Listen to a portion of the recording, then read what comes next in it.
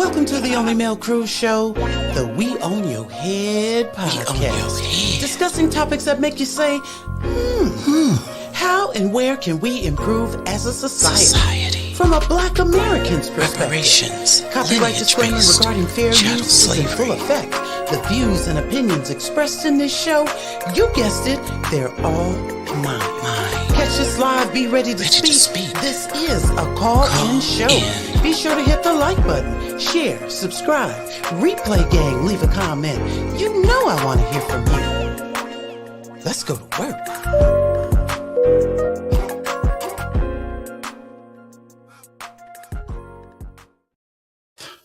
All right. Welcome to the Only Male Cruise Show, the We On Your Head podcast. Today, y'all, as you can tell by the title of the show, I have FBA Empress, who has done some research on Henrietta Lacks. And she did a show on this on Twitter, as a matter of fact, and the link to her Twitter is in the comments. So be sure to click on that link and subscribe. Here's the thing. She found out some very interesting details. And so I want to welcome her to today's episode so that we can talk about some of the things that she found out. So welcome to the show, FBA Empress. How are you this afternoon? Peace, sis. I'm doing well. Thank you for having me. Oh, yeah, absolutely. Thank you for doing the research that you did. So I just want to jump right into it. And like I said, you're the expert on this particular topic. And the thing that struck me the most when you were doing your show was the correlation that you made to the treatment of Henrietta Lacks and how it supports it. It also makes the case for reparations. Now, you didn't go into it in that type of detail, but you were checking it off the list, and I was like, "Dang, that's absolutely correct." So, but what I want to know is, how did you stumble onto this? What made you even get into these details about Henrietta Lacks? So, you're on the Twitter streets with me. Mm-hmm. So everyone has they were doing all these big projects for Black History Month, and I'm like, well, I want to participate. But you did say my Twitter link is in the comments. So In the chat. in the chat, okay. So I do tease on Tuesday, everyone. So if you follow me, every Tuesday around 2:30, we have these chats. They're lady chats. I try to make them very lady focused, because while we're in this war, we have this fight that we're trying to get our justice, our freedom, and our reparations. Everybody has a lane, and I'm not a frontliner type of person. I'm not really into politics like that. Y'all are educating me. But I do have this one lane. So we talk about feminine topics, and I try to keep it real ladylike. So my idea for February was going to be the foundational women of Black American history. So all this month, I am doing a show every Tuesday about foundational women of Black American history. And it's crazy because every other space that I plan on doing, I'm talking about multiple women in the space. But when I was thinking about Mrs. Lacks, I was like, she has to have her own space. Her story is just too amazing for me to lump her in with anybody else. So I just started doing this research on her. I heard her story a couple of years ago, and I was like, wow, that's crazy. Just the overall topical part of the story. But when I started to really look into what happened to her and how they did her, this whole thing, I was like, this is incredible. Now she deserves her own space. She'll be the first one. Right.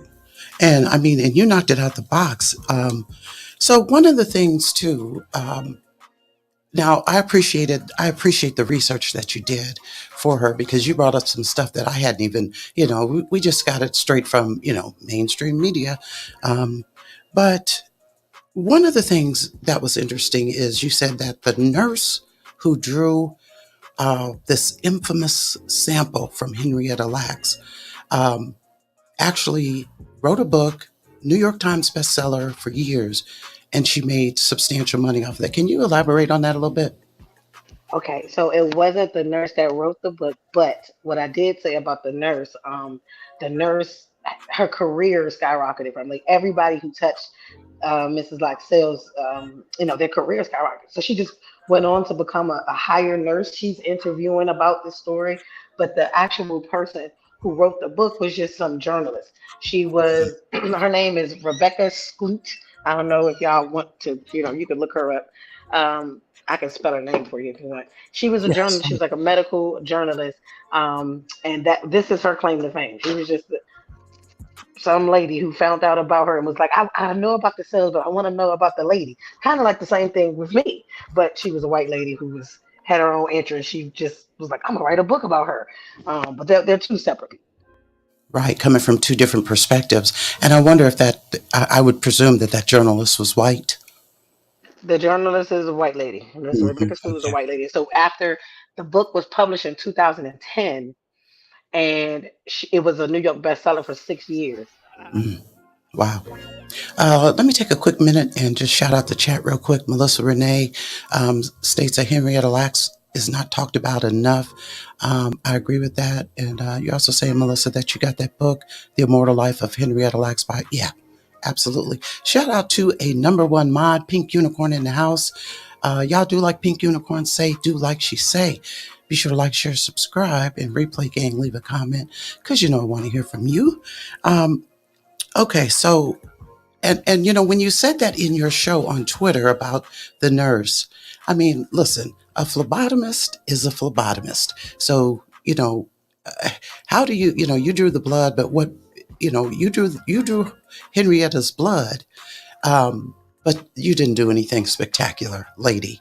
You just drew some blood. The Right. sample that you acquired, that's what was spectacular. So it's crazy um, how some type of way they always dominant society always winds up centering themselves on something that really doesn't have much to do with them. So so I would like, if you could, just briefly tell us about the personal side that you learned about Henrietta Lacks, because like I said, I was supposed to have been doing my homework when I was listening to your show, and I just put my book to the side for a minute. But tell us about the some of the personal side about Henrietta Lacks that you were able to find out. Okay, so Melissa Renee, you read the book. You could probably help me out there, dear, in the comments because I'm gonna get the book, but I was like, I don't know. I know that her daughter had a lot in part of talking about her mother, but I don't trust white people, y'all, and so I'm like, I want to do my own research. I want to just this the movie Oprah did a movie. Now I did watch the movie, based on the book, so. And I know that there's some discrepancies with the book and the movie, but I mean, I guess for time's sake, they had to put Right. some stuff in there, some embellishments for the movie. So that's like the Reader's Digest version of it. And I just like was looking through some things. So I know that there's more research that can be done on her. So if anybody else has information, please like put it in the chat. Like Yeah. I want to celebrate this woman as a woman. Like we know her contributions to medicine, but as a woman. So from what I gather, information about Mrs. Henrietta Lacks, that she was born Loretta Pleasant. That was her name. Now I don't know if in the book it talks about like how her name, why they changed it, but I know just like the life. If you're thinking about this time that she was born 1920, just the society and how the country was, Right. things happen. People change names. That we would do that, and that would be fine. And then it would just pass down. That's just how it was. We didn't. It wasn't a lot of documentation like things are now with your name. Right. Um, but she was born in Roanoke, Virginia.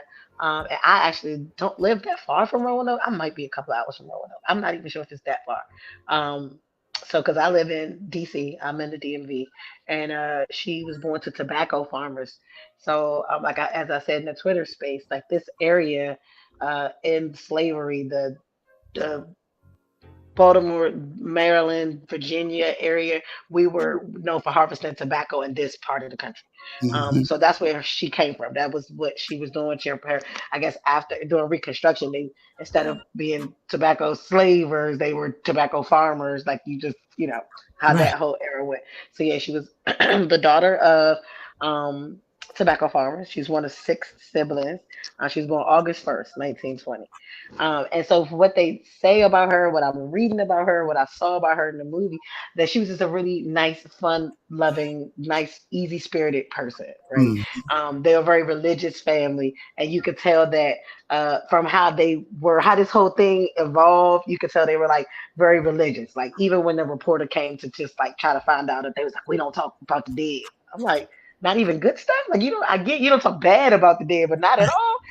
right. But I think that had a lot to do with their family dynamics and Mhm, just us at that time, not very far removed from our situation. This is definitely Jim Crow going on right now. mhm. Um, but they was like, she was really fun loving. They would have like the county fair every year, and she would be like, "Yeah, we gotta go to the fair and have everybody in good spirits and fun." And she would wear, and I make sure I said this, that she would wear red lipstick, and she would paint her nails and toes red. And if anybody that grew up in church, that's real taboo, Right, right, especially the right. color red, right? Exactly.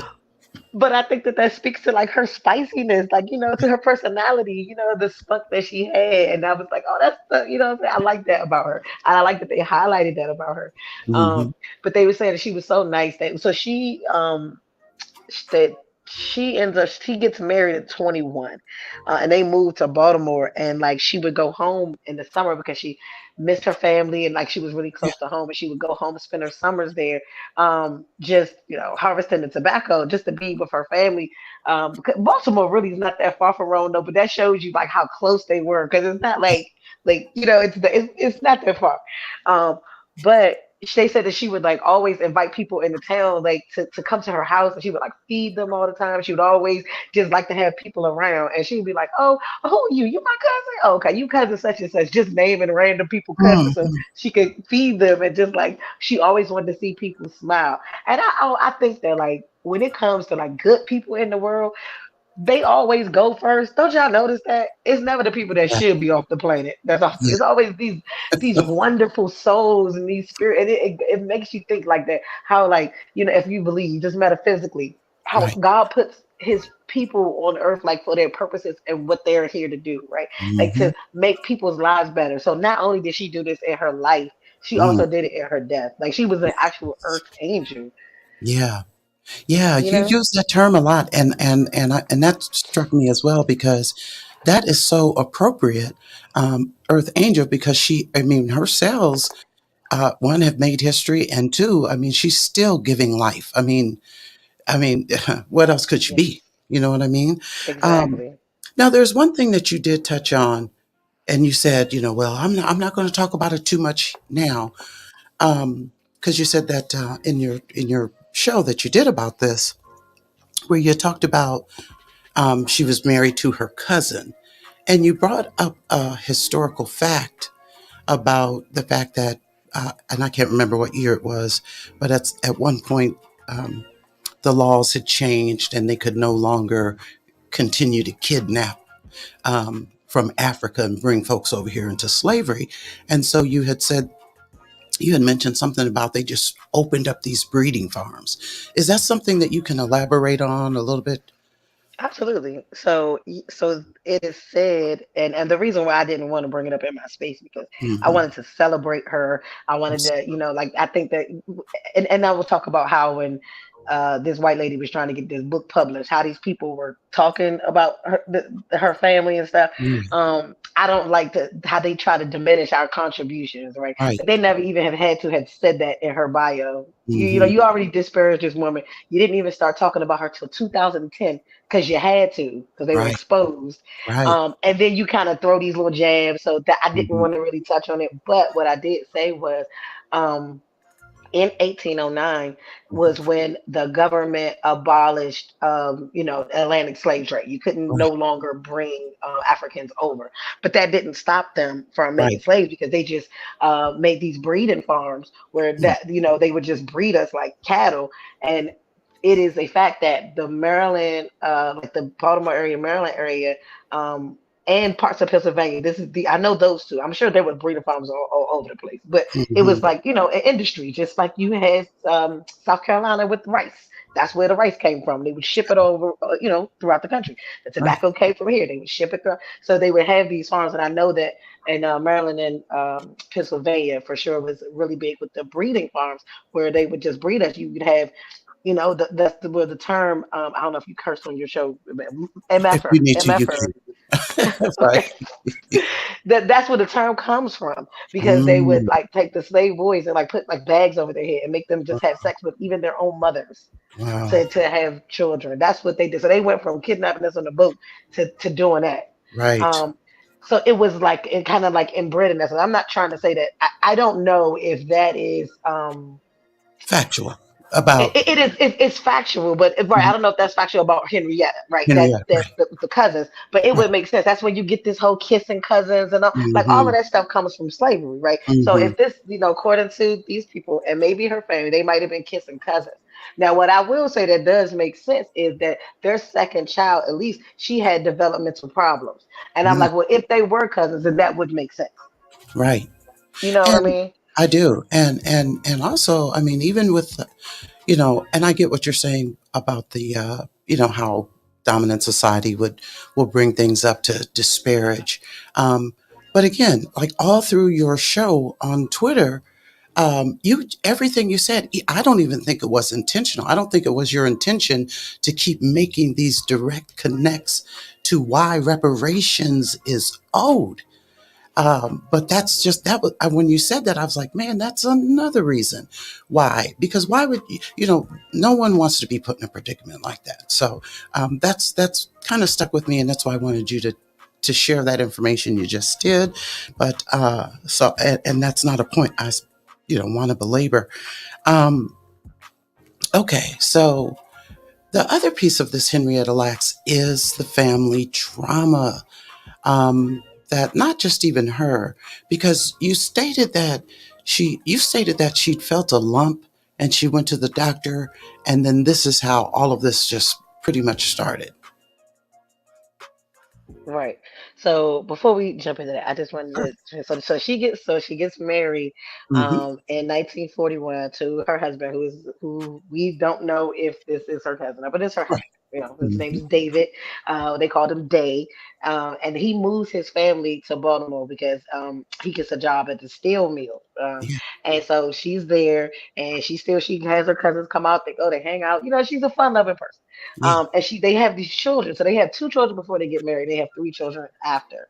So they have five children. And she's 31. This is 1951 now. And I think her youngest child is very young. She's like two, maybe three when she passes. She's very young, the smallest child. And she finds her own lump, you know. Mm-hmm. And she lets her family know she's sick, and she asks them to make sure they take care of her children, Yeah. and which I was like, oh my gosh, because she knew that it was cancer, and I'm like, how did she Mm. know that? I want to know how she knew. I wonder who read the book. Is that in the book? Like how she knew that it was Mm. cancer? That I don't know. Well, yeah, yeah. And Melissa said she read the book. So Melissa, by all means, I mean, you're welcome to come up on the panel. I'll be happy to drop the link, or you can just enter those details in the chat if you know Melissa. But go ahead, FBA. So yeah, so she goes to the doctor, and then they say she has cancer, and then everything goes downhill from there. And you're absolutely right about the trauma because you got to think that now this man. So she goes through like 10 months of radiation. It's not even chemo yet. Her cells actually helps develop chemotherapy, so it's just radiation treatment at this point. That's all they have. Um, these people with their God complex, which is something that I also touched on too. Mm-hmm.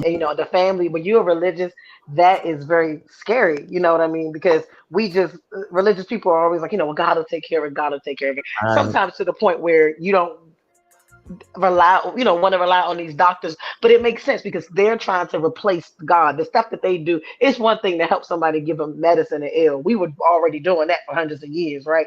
Your Mm-hmm. tummy hurt, take this. You take this plant and put it with that thing. This stuff that they're doing is like unnatural, and it's very much given a God complex. So I can understand why a family would be hesitant, or even a person, to trust them, especially with our history, right? That just makes sense. Absolutely. Yeah. So they found out she has cancer, and when they take her cells when they diagnose her. So for 10 months, they're doing treatment on her. They already know that her cells, like what I'm going to tell you, that they find out about herself, they know this by the time she passes. These people try to make this seem like oh, we just and this discovery, and like this was a very deliberate, heinous thing that they did to this woman. And I want to make sure I emphasize that. But if you Mm. read what they say, because John Hopkins made the statement in 2010, I can read it if you want. Yeah. They make a statement, but it kind of absolves them of this response. It's kind of like the whole argument of, well, everybody had slaves. It's that kind of thing. They're like, Mm-hmm. well, nobody we weren't consenting. Nobody was giving consent. But and they really made it like because of her case, now they have these laws that you have to have consent and all of this stuff. They try to absolve themselves, but no, this was a deliberate act what they did. Even when they named it Hella and taking her, initials to do it, so that you take the name from you dehumanize her with that, Mm. with that Right. action. Right. They did all of this on purpose. Yeah. So yeah, Absolutely. so she finds out she has cancer.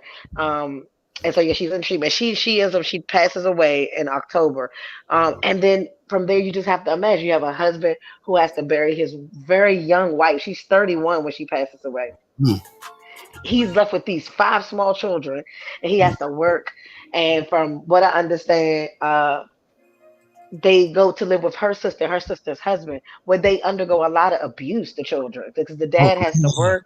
The son, the sister is abusing the son. Her mm. husband is abusing the Deborah, who this story is from Deborah, who's her youngest child, and when she passes, point of view. So you got to think that it's 2010 when this lady is doing this interview with her. And Right. in 1951, she's a toddler basically. So she's Yeah. like 60. She's like 60 now, telling this story or whatever. Mm. In her 60s, I guess, Mm-hmm. if the math serves me properly. Yeah. Um, 67. yeah, right. And Mm-hmm. so wait, I lost my point of view. What was I saying? Oh, you were just talking about how Oh, the everything. abuse. Right, Yeah. right, right, right. I'm sorry. So It's okay. yeah, so they suffer all this abuse, and this was one of the points I know you did that I remember now about reparations, because Mm. if these people would have just done right by this family, like they would Right. have never had to go through these things. You know what I Right. mean? They Right. didn't even have to pay them all the profits they were getting, but this woman's sales changed the world, and they are owed something. It's so Mm-hmm. crazy that what they did to her, and then it's like all of this trauma that they had to endure because of it. Like even when this lady finds them in 2010, and she finds the family, they're so like elusive. They're like because they've already been, which we'll talk about. Somebody else tried to snake them already. Like so, Right. when by the time she comes, they're traumatized, right? But Right. they're broke. They are regular black living, right? They're getting older. People on blood pressure medicine. They got diabetes. People are having surgery. I mean, these are her children, and they're just living black life in Baltimore, like poor. Right. And I So think that that's a crime. absolutely. Yeah, I mean, definitely. And now, somewhere in this, you were talking about how the doctors, or they would send people over to the family to take samples of their blood. And you said that it was a guy's, like, oh, we're just trying to make sure y'all are okay. But you're under the impression that they were actually doing it to see if they could get another windfall off of the descendants of Henrietta Lacks. And so, what I wanted to be clear on was, how soon were they doing that? Was it, and how soon did they realize that Henrietta's cells were earth angel cells, for lack of a better term? So what's the time frame from Henrietta passing, them finding out about the cells, and then them trying to go and, on the low, sneak samples from the family? Okay, so I'm gonna do a short timeline. I'm gonna answer both parts of the question. This is Sure. two part question. Okay, so this is from the news report saying what I've learned about her. Right, so in 1951 is when they steal her cells. They say they cultivate her. I say steal. Right, you Mhm. got this doctor, this white guy, who he becomes famous. Like the reparations claim is crazy because as the doctor that quote unquote discovers her cells, he has a huge career. He dies worth millions of dollars. And we'll talk about him because the way he died, it gave me a little, it made me smile a little bit. Oh. So that's in 1951, right? He steals her cells, and then Mhm. 1952, which is so this has happened. rapidly fast. So in Mm, 52, they ship her cells it posted, via mail, right? mm, And they used her cell in 1952 to develop the polio vaccine. This is the very next year. mm, So then 1953, her cells are visible by something called a hematoxylin. I don't know what that means, but mhm, it's in 54 the first cells ever cloned. They cloned her cells in 54, right? 1960, they included her cells in a Soviet satellite. mm, 1965, it was they put in the mice to try to find out do studies with mice. Then in 1973, it was used to study salmonella. 84, it was used to study HIV. 89, her cells were used to study Parkinson's disease. mm. 93, they were used to study tuberculosis, all the way up to 2005. So far, from whatever her cells were used in nanotechnology research. So that her cells have been making strides since the moment that they got them and they realized that they could live outside of her body. Mm, But what the point that I made was the family didn't know this. They would not have known anything had not the university, like in the 70s, mhm. they wanted to find out, because her cells were cancerous. So now they're Right, doing all this research and they're trying to figure out like which part of her cells is like this or for that or for that right. reason. I'm not a medical student, y'all, Don't know. but they have to have a stable blood sample. So her children are perfect. They're her biological children, her blood children. Absolutely. Right, And they would not have known anything had they not have come and did that, like came to test them. And they right. used the guys to tell them that they were, testing to make sure they didn't have the same cancer that their mother had, which was a lie. So, and do you know how it got to the part where they were like, how the family actually found out what time that all of this had been going on? Like, how did they find out? So one of the children started asking questions. Like they were getting older, and they were like trying to figure out, why these people were coming to test. But I think that their family was discouraging that. So one of her sons, um, he ends up like in and out of jail or whatever, right? And they make Mhm. him look like he's this crazy plebiscite babbling person because he's Right, like trying to figure out what's going on. He's finding out stuff, and so he's bringing it to the people's attention. They like, oh, you just being crazy, but he's like he flips it. He uses it and like, all right, y'all want to do research on me, you want to pay me, and he does that where he just get. I'm in this study. I'm in that study. He says that he never tells them who he is, but he knows that he could be in the study because he has like this good blood or whatever, and he right, uses it to kind of make money, which is sad and terrible. He should never have had to do that. You know what I mean? That's right, crazy. right. Absolutely. I mean, yeah, had they done right by Henrietta coming out the gate, they wouldn't have had to do that. They wouldn't have had to do that. Melissa Renee is definitely an expert as well. You got all the tea, Melissa. Melissa says that Joseph Lacks was the crazy one. Um, yeah. So let's talk about the children as far as, because right now, are any of her children living to your knowledge, FBA? I have to do research on them. I'm not sure because it would if she was the youngest, Deborah was the youngest, Mm-hmm. and she died really young though. I mean not 60 something is young, so you know what I mean. But I think Yeah. that this trauma this was too much for their family. But maybe Melissa knows. Melissa, are any of her children still alive? No, her husband is dead. I know that when she had passed away, they had her in an unmarked grave. Y'all, it's so sad. Right. And I would like to know if this white lady who promised she did say she did make a foundation. She told her she was going to do that. She told the daughter. So she Mm-hmm. did do that. But I wanted to do research in my more free time. Like, what is up with this foundation? Like, what Right. what is it? You know what I mean? Like, and did they ever like honor her and put a headstone? I know I watched a YouTube clip of something recent from John Hopkins where they're trying to like honor her, quote unquote, honor Henrietta Lacks, but it's just them again exploiting her like they do all of us. It's basically like, oh, you can see her cells. It's like a tourist attraction, and they Right. have her great granddaughter um giving like a speech, like this is here where my great grandmother cells are. But I'm like, but did she get a check though? Come Like, on. you know what I mean? Is there a check though? Right. And do you want to check great granddaughter, or are you on some Stephen A. Smith type of stuff, or She might be happy with the symbolism. I don't know. That's where, yeah, we talk about this programming and unprogramming or deprogramming that we need to do as a people, because no amount of money they could pay these people would, right. you know, help with, what, first of all, the criminality, just what they did, not even the profits that they're making, just the criminality of it all. Hmm. But it would help them, and they absolutely deserve it, and they should. Absolutely. And I think that I had looked up because when I was just trying to, peruse, because there's no way I was going to match intellect with you when it comes to this Henrietta Lacks. But I thought I saw something about a foundation, and just a very quick perusal, it looks like it's not where it goes for the family. So even with that, everybody else except the family of Henrietta Lacks, the descendants of Henrietta Lacks, is still benefiting, but nothing directly for that family. Now, I know that I also saw that Ben Crump apparently is handling a case of some sort. Do you have any information on that? So somebody said that in the space, and I actually haven't had time to actually research that. But Hmm. if anybody in your chat has something to say about that, I am very curious, because I'm like, Yeah, oh, well, that's a new development. yeah. Apparently, he is. He's taken the case, and I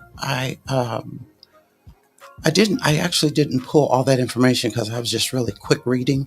But I'm going to look into it just now because I thought, oh yeah, I know FBA Empress going to know what the deal is. But it's interesting because anything with Ben Crump, anything with Ben Crump is always for the money, and yeah, the descendants should get the money, but I think it's I more would be to curious to know where what sparked that up with him. Like, where right. did this come from? You know what I mean? I Yeah. I, I didn't look into it because I Hmm. didn't find out about it until, like, actually during the space, and I was like, oh, Hmm. that's interesting. This just came Hmm. to me. I didn't, it wasn't because of that. I kind of wish that I knew that. I would have looked more into it, but no. Melissa had just said something about her old apartment. I was reading the comment, and she Right. said that they made it a national trademark with the plaque.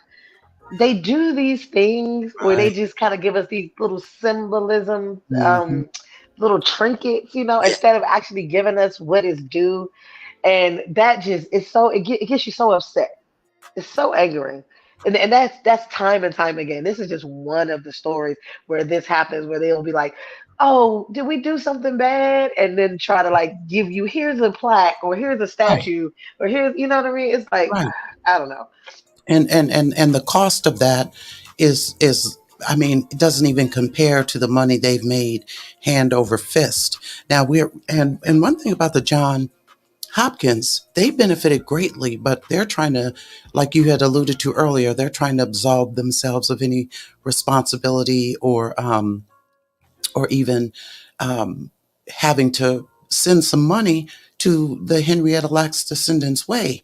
Um, I found that to be interesting as well because, and I know that they shared in your space that John Hopkins is a nonprofit institute, but some type of way. I mean, they receive grants, they receive funding, Right. and the better the work they do, the better the research they do, the higher the grant. And if any of that research was based on Henrietta Lacks cells, then of course you're going to get higher funding for it. Let alone what happens um, when you make a breakthrough and that turns into prescription medication and things, cures and whatnot. Exactly. Vaccines and all of that stuff. Like, Yeah, it's crazy. But yeah, you're absolutely right. Even if it's a nonprofit, right? You're getting grants, you're getting all of this stuff, you're getting money to do more research, and right. people are building careers off of this stuff. Mm, It's all not just money. You're changing lives and building, mm. people's careers, all kinds of stuff. It's criminal. It's Yeah, absolutely criminal. it is criminal. Now you said this doctor passed away, and you said that it's kind of like some karma or something of that nature. Oh yeah, so the doctor, he ends up getting cancer. He dies in 1970, right? Which is about around the time when they're harassing her family. It's kind of like her spirit was like, "Yeah, I guess you messing with my children." So he dies in 1970. He has cancer, and he asked the doctors to basically do what they did to her, like, right, take his cells and try to Mm-hmm. make a new line of cells. And, like, I Mm. think, like, right before he dies, they tell him, like, your cancer is too, like, whatever it is, too far gone. It's too. We can't use it. It's just no good here. And so I was like, oh, that made me smile that he died like not. I know he was upset about that. It's unbelievable. It's unbelievable, and I don't know. It's well, I say it's unbelievable. It's not unbelievable, but it's definitely mind blowing the extent to which um, this dominant society will go. Um, to make sure they got themselves taken care of, and in the face of the very people they're trampling on, just refuse to even acknowledge it. And again, effortlessly, you've made the case, yet another case for reparations. When you hear these people saying, well, we didn't own slaves, it's more than just slavery. It's the Jim Crowism, it's Hmm. the laws, it's the mistreatment, it's all that. It's the second class citizenship treatment that Black Americans encounter even today. But that was medical theft. That was biological theft. What they did to Henrietta Lacks, and you had talked about how the name changed from would you say Helena Lane or something of that nature? Yeah, they. So I guess when they came around, they like, like in the 50s, they were like trying to figure who's this person, who's the sales, Right. and then the doctors are like they gave them a fake name to match the Hella because they her name is Hmm. Henrietta Lacks, the two things. And then I guess they made up some story about some lady who donated her, so they had to try to Hmm. cover their tracks. You know what I mean? But that all of that is purposely devious. Hmm. Hmm. But I felt that the statement, I had to look through my phone. So the Sure. statement from John Hopkins. So it Yeah. says in February 2010, John Hopkins released the following statement concerning the cervical samples that were taken from Mrs. Lacks without her consent. And listen to this, y'all. Listen to the word and how they said this. So John Hopkins Medicine sincerely acknowledges the contribution to advances in biomedical research made possible by Henrietta Lacks and Hella cells. It's important to note that at the time the cells were taken from Mrs. Lack's tissue, the practice of obtaining informed consent from cells or tissue donors was essentially unknown among academic medical centers. 60 years ago, there was no established practice of seeking permission to take tissue for scientific research purposes. The laboratory that received Mrs. Lax's cells had arranged many years earlier to obtain such cells from any patient diagnosed with cervical cancer as a way to learn more about a serious disease that took the lives of so many. Johns Hopkins never patented Hella cells, nor did it sell them commercially or benefit in a direct financial way. Today, Johns Hopkins and other research based medical centers consistently obtain consent from those asked to donate tissue or cells for scientific research. That was a lot of cleanup on line aisle three, if you ask me. Well, wasn't it though? And they may not have. And again, they what they're not saying is, okay, so we didn't benefit financially in any way, but you did benefit with prestige. You benefit with access. You benefit with because everybody's heard of John Hopkins. Yeah, Everybody's heard of it, some in some shape, form, or another. So that in and of itself is uh, value. That's value. So I don't know. It's really an interesting story. I'm glad that you covered it on your Twitter Spaces. So you guys, FBA Empress link to her Twitter is in the chat. It's posted. It's posted in the description of this episode. So if you're on Twitter, please follow her there. Follow her YouTube channel. She said she doesn't do YouTube, but with this good detail that she did with this Henrietta Lacks, I told FBI, I said, girl, you need to go ahead and get your YouTube channel popping because this is just some really, really, really good information. And it goes beyond the surface. And that's the part that I appreciate. Melissa Renee is saying that's the go-to school for doctors. They yeah, it definitely, is. It yeah, really is. yeah. So they're not fooling anybody with that.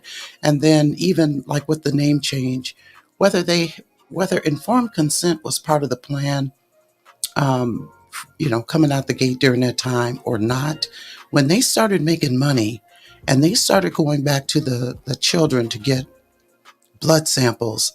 Um, and then when the lady wrote the nurse or whoever it was that wrote the bestseller, and you said it was on the New York Times for what, 6 years? 6 years. Come on now. And nobody thought to ask, okay, well, if you're talking about this person, you got to send them something, but it didn't matter. They, That's they how knew. we think though, Mel, because we're good people. Like, in as a collective, black people are all, that's how we are. We're like, oh, if I come up, you come up, we'll help each other. These people are not thinking like that. They're trying to do everything but be good. Because this is insane. That statement was like, it's basically saying everybody had slaves. It's like, oh well, we didn't do consent back then. But that's BS, because if this was a white lady, you would have felt some type of way to compensate them. Even if Right. it's hush money, right? Like, even if it Right. was just money to be like, well, we don't want this associated with y'all, so here goes some money to just go away. You didn't Right. even give these people hush money. Didn't even care. Didn't even care. And I know in your spaces they were saying, somebody had made the comment that they probably changed that name because they didn't want dominant society to know that they were being cured by cells that were retrieved from a black woman. Yeah, I agree. Hmm. Hmm. Melissa says, I'm still looking up info on her daughter, Elisa Lacks. She was a patient at Crownsville. There's a documentary on that mental hospital on Tubi. She was killed in that hospital at 15. Oh my goodness. And I'd be watching Tubi. I'm going to have to check that out. I gotta get Tubi. Everybody's Really? talking about Tubi. It's a Well, documentary on Tubi. Thank you, yeah, Melissa. I will watch that. No, they absolutely. did say that she was like 15, and they were, because this was the 50s, right? They were when they would put you in these hospitals. They were these quote unquote, basically like crazy homes. That's what people call them. They had a reputation of doing experiments on people in those hospitals, and then especially Mm, one for black people. It was a Negro hospital. Like, so they were in there doing all kind of lobotomies and all kinds of mm, just crazy stuff on people. So I can only imagine what they were doing, the abuse that she suffered. Again, none mm, of that even had to happen. They wouldn't have had to even, but they sent her away, but they could have got her back. You know what I mean? If they had the right. money to try to, you know what I mean, to get her back out of there. She passed away there at 15 years old, and I Mm, think that she passed. She passed after the mother. I don't think that. Um, yeah, the mother passed, and then that happened to her. So she didn't know that her mother had passed away. That mm. it's just the trauma of it all. It's so Wow. sad and terrible. And how can anybody with the, again, this is just another example of why reparations are owed. I mean, I mean, it's the overall general treatment. Um, it's the overall general treatment of Black Americans. And according to Melissa, this daughter was experimented on as well. So yeah, out of control, out of control. I don't know who this person is. Rated R TV. You got a symbol in there. I don't know if, yeah, I'm not quite sure if this is one of those type of, if that's a bot. So yeah, maybe one of the mods can handle that real quick just to see. Yeah, well, FBA Empress girl, listen, I appreciate you so much for the recap and this, this quick conversation. Um, it's clear that, there's a lot to the story and that a lot of people didn't know except for Melissa. Melissa's on it. She got details like you She do. she read the book. I was like, Hmm. I will get the book, to get all the details. It's just Right. that at this time when I was thought to do this, I didn't have Mhm. time to actually get the book, get it sent to me in time or whatever. So because I like actual books, I want to keep the book so I can have the book to pass on. You know what I mean? But I definitely want to order it and get it. But I appreciate Melissa too, because there's a lot of stuff about her that we need to get the message out. So anybody that's talking about her, we need to be talking about her, because this story Mhm. is just one of many stories for our justice claim about reparations. There's so Right. many stories about that. This is the one that we know about. There's probably so many stories like hers that we don't know about. Absolutely, absolutely. So what else are we doing? Because what's the other commonly prescribed medication that's out now, and so now where did those cells come from? Where did that research come from? Because if you did it for Henrietta Lacks and just went on and on and on and took her cells to make cures for this and that and this and that, or test it to try to figure out how to fix this and that and this and that, who else did you do this to? You know, who else you got? Who else's sales do you have? John Hopkins. Correct. Whew. And Melissa saying the book and my own research. I take a lot of white authors' books with a grain of salt. Ain't that it? Well, you You have smart, to. yes. You have to at this point. So yeah, it's going to be interesting. I mean, and Ben Crump is questionable because I will say this about Ben Crump. His objective, especially with these police shooting cases that he does a lot, is that if the people pay, if the culprits pay a substantial amount of money, he feels that that will deter them from continuing on with that behavior. Um, and so I don't know if that same strategy or that same mindset is what he has now in handling this Henrietta Lacks case. Um, but it will be interesting to find out exactly um, how that turns out. Shout out to my B Sisterella in the chat. They have our sales, and Mel, I'm ready to open the floodgates of Hopkins family. I know that's right. And Sister Rella, you are certainly welcome. I can put the link in the chat. You're certainly welcome to pop on real quick if you like. Share any information that you have. Matter of fact, let me send that over there to you just in case you got time and some additional perspective that you can share. Let me see. Yeah, so I sent that link over to you, Sister Rella, if you want to, and uh, and you're welcome to come up if you want. So let me see. Now, Melissa, you're saying no, no, no. They need justice, then money. Yeah, they need justice and then money. And the doors, the floodgates need to be open, kind of like what Sister Rilla just said, as it relates to stop doing this. Stop doing this. And, I get it. There wasn't informed consent back then. But it's the attitude. Whether, if there was informed consent back then, would they have used it? That's a great question. You know, because you didn't really have concern for the people that that were being that you were testing as well. So I don't know, it's crazy. Let me take a look at this chat real quick. Y'all, shout out to Alan Browning. Do like Alan Browning say. Do like she say. Um, and Melissa says exactly. Enough is enough. It is enough. It's certainly enough. So. And Rella, you said no, so I'm presuming that that means you don't have any additional information that you're wanting to share, and that's fine. I thank you for pulling up. So, FBA Goddess, I want to thank you for spending this short amount of time with me today, just to kind of provide that additional overview about Henrietta Lacks, because I didn't watch the movie. I kind of feel some type of way about Oprah. Um, you know, so I was like, well, I'm not going to rush to go see this movie. Oh, okay, good. Rella said you'll come on. Okay, well, I sent the link to you in your Twitter DM actually. So yeah, you're welcome to pull up. So I kind of avoided that movie about Henrietta Lacks, and the information I've gotten about her has been off the cuff, which is why I was just so floored about the information that you shared in your Twitter Spaces, FBA Goddess. Yes, I'm also not a Oprah fan, and I agree with you. And at first, I was like, "Oh, this movie," but I was like, she actually did a good job. She did a good job acting and well, with her acting. So I would say if you don't have the patience to read the book like Melissa, to watch the movie, it'll give. But I would always say, read the book and like Melissa said, take it with a grain of salt. But can I read Melissa's comment because I agree with Yes, it? This comment that you put absolutely. up where she says, "I think it would have been sugarcoated, everything, and her identity would have been hidden." Absolutely, because what I didn't say, which they showed in the movie, uh. That when she was actually the white lady was trying to get the book published, she was going to different publishers and they had all this stuff in there about the family.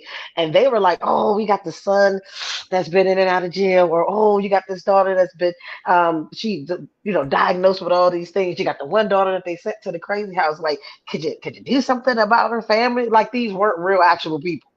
So yeah, I think if they would have had her consent, they wouldn't have wanted it to come out that these sales that were helping everybody were from a black woman, and two, about her family or anything. They would have definitely hidden all that. So I agree with Melissa on that. But I did want to say thank you for having me, Mel. I do have to go. This was Absolutely. amazing. I just want to say, like if you know anything about Henrietta Lacks, it's Black History Month, but every month these types of atrocities happen to us all the time. Share this information, like talk to people, tell people, let them tell people. Gift the book to somebody this month, so we Mhm. could get her story out, and maybe other stories like her story will come out. But yes, I wanted to say thank you for having me. This Well, was a you're so great welcome. conversation. Yes, you're so welcome, and I'm glad that you were able to take time out. Melissa saying I'm a phlebotomist, but I have nothing but time. I know that's right, Melissa. Okay, well, we'll go ahead and wrap now because I see Rella hasn't made it here yet either. So that's fine. I again, thank you so much.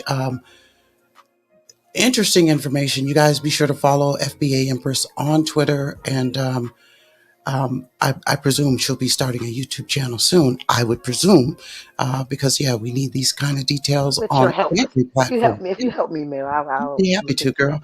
I'm not an expert, but I'll help you as best I can. So you can count on that. So that's it, y'all. That is the podcast. Be sure to like, share, subscribe, replay gang, leave a comment. You know I want to hear from you. And until next time, y'all, we will see ya when we see you. Welcome to the Only Male Cruise Show, the We Own Your Head podcast. Discussing topics that make you say, how and where can we improve as a society? From a Black American's perspective. Copyright disclaimer regarding fair use is in full effect. The views and opinions expressed in this show, you guessed it, they're all mine. Catch us live, be ready to speak. This is a call-in show. Be sure to hit the like button, share, subscribe, replay gang, leave a comment. You know I want to hear from you. Let's go to work.